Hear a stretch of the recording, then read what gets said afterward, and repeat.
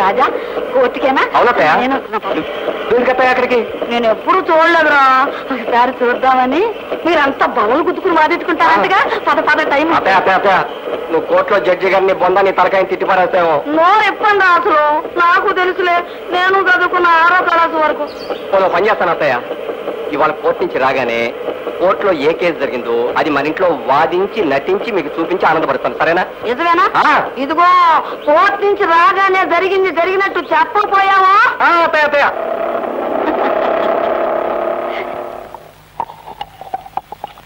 అత్తయ్య వస్తానా?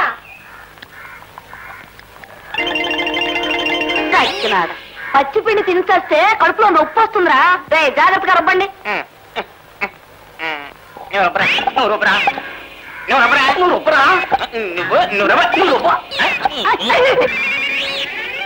అత్తయ్య ఇవాళ కోర్టులో గమ్మత్తైన కేసు ఒకటి జరిగింది. ఒక అత్తగారికి కోడలికి మధ్య గొడవ జరిగితే తల్లి మాట విని పెళ్ళానికి విడాకులు ఇవ్వడానికే సిద్ధమైపోయాడు. తల్లినే సమర్థించాడన్నమాట. కొడుకు అంటే అలా ఉండాలి. తల్లికి పెళ్ళానికి పడకపోతే పెళ్ళానికి విడాకులు ఇమ్మంటారా? ఇదెక్క న్యాయం అత్తయ్య? అదే న్యాయం అమ్మాయి. తల్లి అంటే ఎవరనుకున్నావు? దేవత. కాదన్నత్తయ్య, తల్లి దేవతే, పెళ్ళాన్ని దెయ్యం కాదు కదా. అది కాదమ్మా. ఆగండి. సరిగ్గా కోర్టులో కూడా ఇదే విధంగా వాదించుకుంటారు. ఇంకా వివరంగా చెప్పాలంటే సైలెన్స్. ఒక మనిషి జీవితంలో తల్లి గొప్ప, భార్య గొప్ప.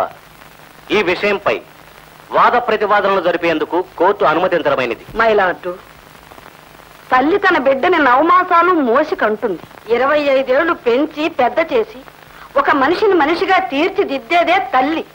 ఏ తల్లో తీర్చిదిద్దిన మనిషితో జీవితాంతం కలిసి గడపటం, కష్ట నష్టాలు పంచుకోవడం భార్య గొప్ప. ఒక మనిషిని 25 ఏళ్లు పెంచి ఒక అమ్మ చేతిలో పెట్టిన తర్వాత ఆ మనిషిని జాగ్రత్తగా చూసుకోవడం భార్య బాధ్యత. ఆ బాధ్యతలో చేసిన పని గురించి గొప్పలు చెప్పుకోవడంలో అర్థం లేదు. మీరంటున్నది నిజమే. భర్తను గొప్పగా చూశానని భార్య చెప్పుకోవడంలో అర్థం లేదు. అలాగే తల్లి తన బిడ్డను పెంచి పెద్ద చేశానని గొప్పలు చెప్పుకోవడంలో కూడా అర్థం లేదు. 9 మాసాలు మోసి కని పెంచిన తల్లిని కాదంటే పాపం చుట్టుకుంటుంది. కట్టుకున్న భార్యని కాదన్నా ఆ పాపం చుట్టుకుంటుందండి. ఒక తల్లి కంటేనే ఓ భార్యకి మొగుడు పుట్టేది. ఆ ఆడది నిజానికి ముందు భార్య అయ్యేనండి, మరో ప్రాణికి తల్లి అయ్యేది. తల్లి నూనె లాంటిది, బిడ్డనే ఒత్తికి ప్రాణం పోస్తుంది. భార్య ప్రమిద లాంటిది, ఒత్తి వేడిని నూనె బరువుని నవ్వుతూ భరిస్తుంది. ఆగక్కడ, ఆగపో అంతే. ఇందాక నుంచి చూస్తున్నాను, ఊరికే పెన్నాడిస్తావేంటి? నా మాట రైట్ అని ఒప్పుకోకపోతే మూడిగట్టు కొడతా. లీడర్లో మురుగులతో కొట్టుకోవడాలు, పెన్నులతో పొడుచుకోవడాలు, గిల్లుకోవడాలు చేయకూడదు. వాదించుకోవాలి అంతే. ఇక నేను వాదించలేనురా. నేనేది చెప్పినా అంత బలంగానూ ఎదురు దెబ్బ తీస్తుంది నీ పెళ్ళం. ఒరే జడ్జిగా నువ్వు చెప్పరా, తల్లి కోరుకునేది ఏంటి? Objection your honour. జడ్జి గారిని ఒరేని పిలిచి అవమానపరుస్తున్నారు ప్లీడర్ గారు. అబ్జెక్షన్ ఆవకాయ బద్ద. వాడు జడ్జి అయినా పోలీస్ అయినా తల్లికి బిడ్డే. అందుకే నేను వాడిని ఒరే అని పిలుస్తాను అంతే. ఒరే, నేను కోరుకునేది ఏమిటో తెలుసా? కొడుకు చేతుల మీదుగా దాటిపోవాలని, కొడుకు ద్వారా పుణ్యగతులు సంపాదించుకోవాలని ఏ తల్లైనా అంతే కోరుకుంటుంది. తల్లే కాదండి, భార్య కోరుకునేది కూడా అదే. తన భర్త చేతుల మీదుగా సుమంగలిగా వెళ్ళిపోవాలని.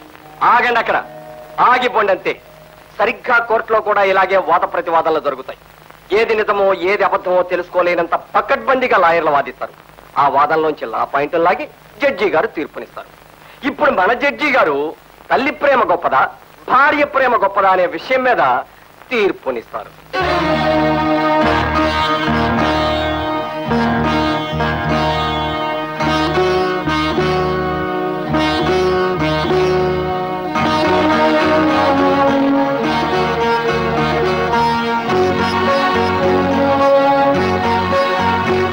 ఐదోతనానికి చిహ్నాలైన బొట్టు కాటుకలు ప్రతి భర్త భార్యకిచ్చే ఆస్తిపాస్తులు. అవి నిలవాలనే కోరికతో, నిలుపుకోవాలనే తపనతో, తనకు కూడా తెలియని కొద్దిపాటి స్వార్థబుద్ధితో భార్య భర్తకి సేవలు చేస్తుందని ఆపాదించవచ్చు. తల్లి ప్రేమపై అటువంటి ఆపాదనలు చేసేందుకు ఎక్కడా ఆస్కారం లేదు. తన కొడుకును భార్య చేతికి ఒప్పగించాక కూడా తన బాధ్యతలు తీరిపోయాయని తల్లి ఊరుకోక కొడుకు శ్రేయస్సు కోసం జీవితమంతా తాపత్రయపడుతుంది. అందుకే ఆర్యులు భగవంతుడి కంటే తల్లికి ప్రథమ స్థానాన్నిచ్చి సత్కరించారు. మాతృదేవో భవ అన్నారు.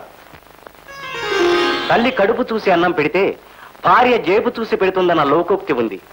పై కారణాల వల్ల ఇల్లాలి ప్రేమ కంటే తల్లి ప్రేమ గొప్పదని తీర్పు చెప్పడమైనది.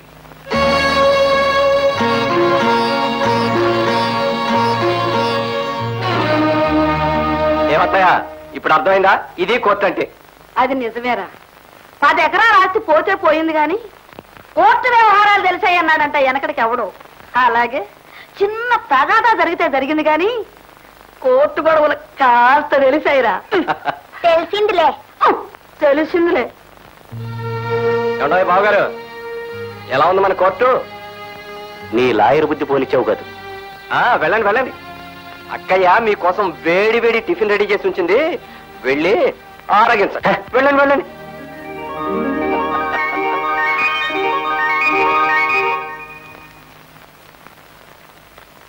శ్రీలక్ష్మి, కళ్ళజోడేదో.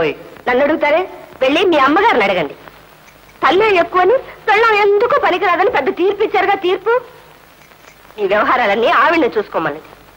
తల్లి దగ్గర తల్లి ఉంచుకుని అన్నం పెట్టించుకుని వెళ్ళండి ఆఫీస్కి. ఎందుకే పొలకం పట్టింది అన్న అలా ఊగిపోతావు? సరిగ్గా కూర్చోలేవు.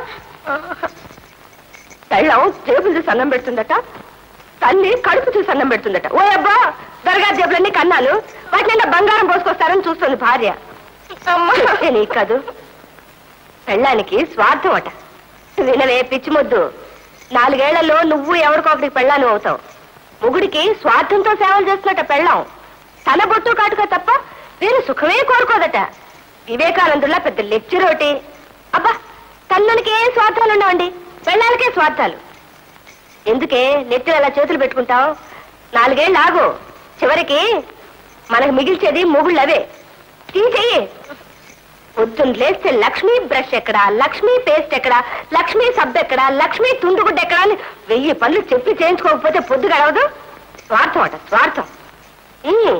ఏ తల్లో వంట చేసి ఎడం చేత రాసి పారేసిన నవల్లో 2 ముక్కలు బట్టి పట్టుంటారు. తల్లికి నిస్వార్థం, భార్యకి స్వార్థం అని చిలక పలుకులు పలికారు. ఏమో శ్రీమతి, అష్టోత్తరంతో ఆపుతావా? సహస్రనామం కూడా చేస్తావా? అదేదో కానిచ్చి హారతిచ్చి. మాట్లాడకండి మీరు. మిమ్మల్ని చూసి ఒళ్ళు మండిపోతుంది నాకు. పొగడితే తల్లి పనులు చేయించుకోవడానికి పెళ్ళావునా? ఎందుకా నవ్వు? పిల్లుంది కాబట్టి ఊరుకుంటున్నాను. లేకపోతే ఏం చేస్తావు?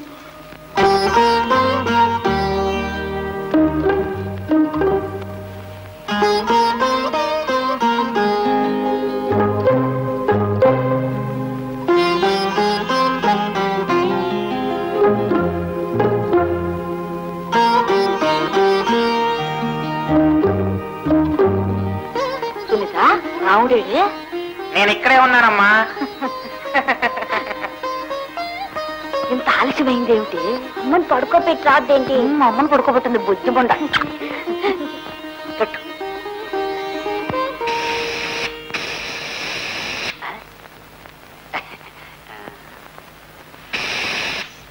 అదేమిట్రా బోరా ఊతుంటే బొగ్గలు ఉబ్బుతున్నాయి, సరిగ్గా ఊదు.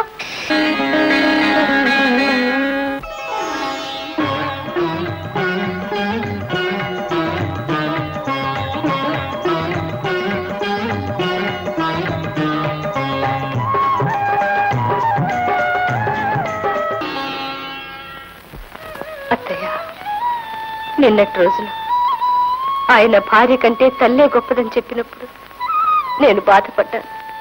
కానీ ఈ రోజు నా పిల్లలకు నేను తల్లినేనని, తల్లిగా మీకందిన గౌరవం నాకు చెందుతుందని ఇప్పుడే తెలుసుకోగలిగాను. అత్తయ్య, మీరు మీ అబ్బాయికే కాదు, ఈ ఇంటంతటికీ తల్లి. అత్తయ్య.